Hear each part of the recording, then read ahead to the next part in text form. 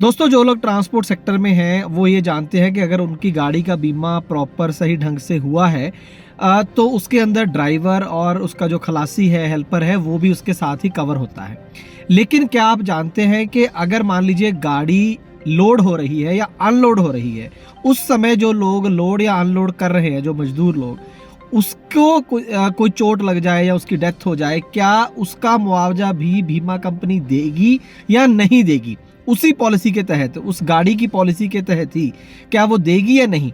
इसके ऊपर एक शायद आपने कभी इसके बारे में सोचा भी नहीं होगा और इसके ऊपर एक बहुत लंबा केस चला 2015 से लेकर और अब जाकर एक माननीय हाई कोर्ट का फैसला इसके ऊपर आया है, जो बेहद ज़रूरी है आपको जानने के लिए अगर आप ट्रांसपोर्ट सेक्टर से जुड़े हैं। तो आज की इस ग्राउंड रिपोर्ट में हम आपको बताएंगे कि पूरा इंसिडेंट क्या हुआ, कैसे किसी को चोट लगी और क्या हुआ, कोर्ट की बहस में क्या हुआ और अंत में कोर्ट ने क्या फैसला इसको लेकर दिया। तो आइए शुरू करते हैं आज की ये खास ग्राउंड रिपोर्ट। ट्रांसपोर्ट टीवी पर आपका स्वागत है दोस्तों, मैं हूं मनिंदर सिंह और आप देख रहे हैं ग्राउंड रिपोर्ट। ये जो इंसिडेंट है दोस्तों, ये है केरला का और 2015 8 अक्टूबर 2015 की ये घटना है। दोस्तों, ये एक टिप्पर गाड़ी थी। इस टिप्पर के जो मालिक हैं वो राजन नायर हैं और राजन नायर के एक एम्प्लॉय हैं अब्दुल रजाक, जो उस समय उस दिन 8 अक्टूबर 2015 को जो कोकोनट के ट्री होते हैं उसकी लोडिंग कर रहे थे इस टिप्पर के अंदर। अब जब ये इसकी जो लोडिंग है वो हो रही थी इन दरख्तों की गाड़ी के अंदर, तो उस समय किसी तरीके से एक दरख्त गिरता है, शायद ऊपर से कोई पकड़ा रहा होगा या ये गाड़ी के अंदर होंगे, वो इंसिडेंट हमें नहीं पता डिटेल में, लेकिन किसी तरीके से एक दरख्त जो है वो इनके ऊपर गिर जाता है, अब्दुल रज़ाक के ऊपर आके दरख्त गिर जाता है, जिससे इनको काफ़ी ज़्यादा चोटें आ जाती हैं। इनको हॉस्पिटल ले जाया जाता है, जान बच जाती है, ये अच्छी बात है, लेकिन इनके इलाज पर भी काफ़ी ज़्यादा खर्चा जो है हो जाता है। यहाँ पर हमें दाद देनी होगी जो गाड़ी के मालिक हैं राजन नायर, उन्होंने एक बहुत अच्छा काम करा। नॉर्मली तो मैंने ऐसे भी गाड़ी मालिक देखे हैं, सारे नहीं, लेकिन बहुत सारे हैं कि अपने ड्राइवर की जो जॉब, मतलब उनके साथ जॉब कर रहा है, वही गाड़ी चला रहा है, उसके एक्सीडेंट का क्लेम भी जबकि खुद नहीं देना, बीमा कंपनी ने देना है, तब भी उसके लिए जो है प्रॉपर डॉक्यूमेंटेशन वगैरह नहीं करते हैं। लेकिन यहाँ पर एक जो लोडिंग वाला लेबर है उसके लिए भी जो गाड़ी मालिक है वो कोशिश करता है, दिमाग लगाता है अपना, और industrial tribunal and employees compensation commission है उनके सामने पेश होता है, वहाँ पर अर्जी लगाता है कि ये जो इस तरीके से घटना हुई है और इस बंदे को जो है कॉम्पनसेशन मिलना चाहिए, क्योंकि उसने गाड़ी का जो है वो बीमा करा रखा है। तो जो कंपनी थी दूसरी तरफ, बीमा कंपनी, वो सरकारी कंपनी है, यूनाइटेड इंडिया इंश्योरेंस कंपनी जिसे हम सब जानते हैं, तो उनकी पॉलिसी थी, उन्होंने कहा कि नहीं ये बनता नहीं है क्लेम किसी भी तरीके से, तो उन्होंने कॉन्टेस्ट करा, मतलब उसके वहाँ पर केस लड़ा इसको। तो जो ट्रिब्यूनल के सामने दलीलें रखी गई बीमा कंपनी के द्वारा वो एक सिंपल थी। उनका पहले तो ये कहना था कि ये ना तो गाड़ी का ड्राइवर है, ना कोई इसके साथ खलासी है, ना ये बंदा उस गाड़ी में ट्रैवल कर रहा था। अब ट्रैवल करने के लिए बात समझिए कि अगर एक ट्रक जो है, कई बार आप देखेंगे ट्रक की आरसी पे लिखा होता है सिटिंग कैपेसिटी 2, कई बार 3, कई बार 4 लिखा होता है, तो कई कैबिन्स के अंदर होती है सिटिंग कैपेसिटी। तो मान लीजिए 4 अगर सिटिंग कैपेसिटी और 4 लोग इंक्लूडिंग ड्राइवर उसमें सफ़र कर रहे हैं, कुछ हो जाए तो बीमा कंपनी जिम्मेदार है, उसकी कॉम्पनसेशन देगी। लेकिन अगर वो उसके अंदर ट्रैवल कर रहे हैं, पर यहाँ बीमा कंपनी ने कहा कि ना तो ये ड्राइवर है, ना ये ट्रैवल कर रहे थे, तो इन लोगों को किस तरीके से हम कॉम्पनसेशन दें, बनती नहीं है।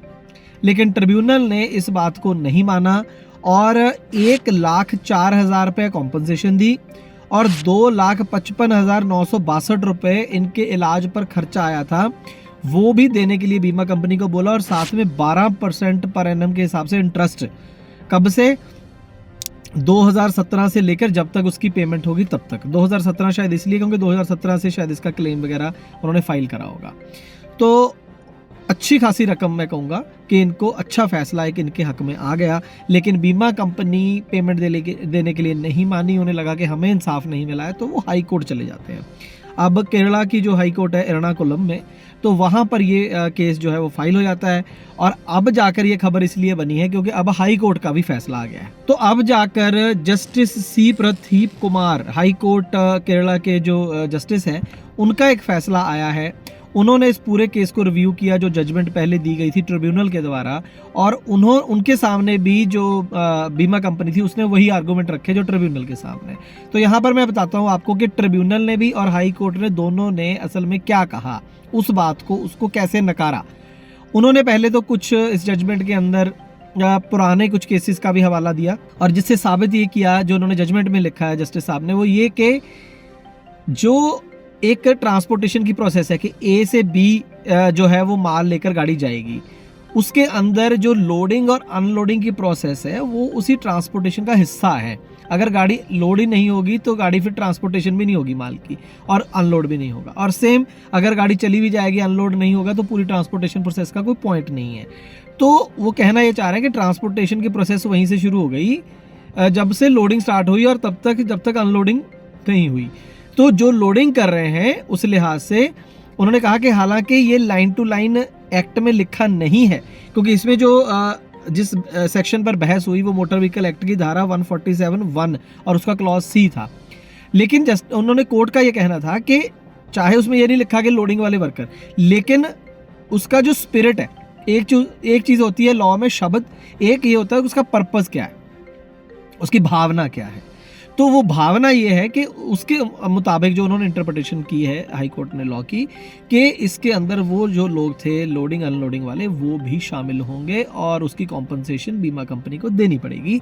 और अब तो उनकी पिटीशन रद्द कर दी हाई कोर्ट ने, जिसका मतलब सीधा सीधा ये है कि जो ट्रिब्यूनल ने फैसला सुनाया था वो आज भी उसी तरीके से कायम है। तो अब्दुल रज़ाक को 1,04,000 रुपये कॉम्पनसेशन और 2,55,962 रुपये जो ट्रीटमेंट पर खर्चा आया, और उसका 12% ब्याज कब से 8 अक्टूबर 2017 से लेकर जिस दिन तक कंपनी पेमेंट करेगी उस दिन तक कंपनी को देना पड़ेगा। हाँ, अगर कंपनी सुप्रीम कोर्ट जाती है तो अलग विषय है, नहीं तो उसको भी पेमेंट करनी पड़ेगी। तो दोस्तों मैं उम्मीद करूंगा कि इससे आपकी जानकारी में काफ़ी इजाफा हुआ होगा। मेरे लिए भी ऑनेस्टली एक नई चीज़ है, मैंने पहली बार ऐसा केस पढ़ा है और आपको बताया है कि जिसके अंदर जो लोडिंग अनलोडिंग वाले वर्कर हैं वो भी इस पॉलिसी के अंदर शामिल हैं। कई बार हमें पता ही नहीं होता कि पॉलिसी में क्या क्या चीज़ें आपको मिल सकती हैं, और हम ट्राई नहीं करते हैं। और ख़ास करके कई बार मोटर मालिक जो है, गाड़ी मालिक है, वो ट्राई नहीं करता कि मेरे एम्प्लॉई को या जो भी इससे पीड़ित है उसको कॉम्पनसेशन मिल सके। अब देखिए, इसकी मेहनत ज़रूर है गाड़ी मालिक की, लेकिन उसकी जेब से कुछ नहीं गया। तो ये एक तो मैं फिर से राजन नायर साहब जो गाड़ी मालिक हैं उनका शुक्रिया अदा करूंगा, सल्यूट करूंगा उनको, और बाकी के जो गाड़ी मालिक हैं वो भी इस बात का ध्यान रखें। अगर आप खुद लोडिंग अनलोडिंग का काम करते हैं, ड्राइवर हैं, खलासी हैं, तो आपको ये सारी चीज़ें पता होनी चाहिए। ना सिर्फ आपको, आपकी फैमिली को भी पता होनी चाहिए। खुदा ना खास्ता कुछ हो जाए आपको, तो उसके बाद फैमिली को पता नहीं लगता करना क्या है ना। कम से कम गाड़ी मालिक को तो बोल सकती है कि भाई हमारे बंदे को आप ट्रिब्यूनल में या जो एम्प्लॉय कॉम्पनसेशन बने हुए हैं कमीशन, वहाँ जाकर आप वर्कमैन कॉम्पनसेशन के तहत हमें क्लेम ले दो, आपको तो जेब से कुछ जाना नहीं है। तो ये सारी चीज़ें ना सिर्फ आपको बल्कि आपकी फैमिली को भी जो बेसिक चीज़ें हैं आपको एजुकेट करना चाहिए। तो मैं उम्मीद करता हूँ कि ये जानकारी आपके लिए लाभकारी साबित होगी। ट्रांसपोर्ट टीवी का काम अगर अच्छा लगता है तो इस वीडियो को ज़्यादा से ज़्यादा शेयर करें, चैनल को सब्सक्राइब करें। बहुत बहुत धन्यवाद।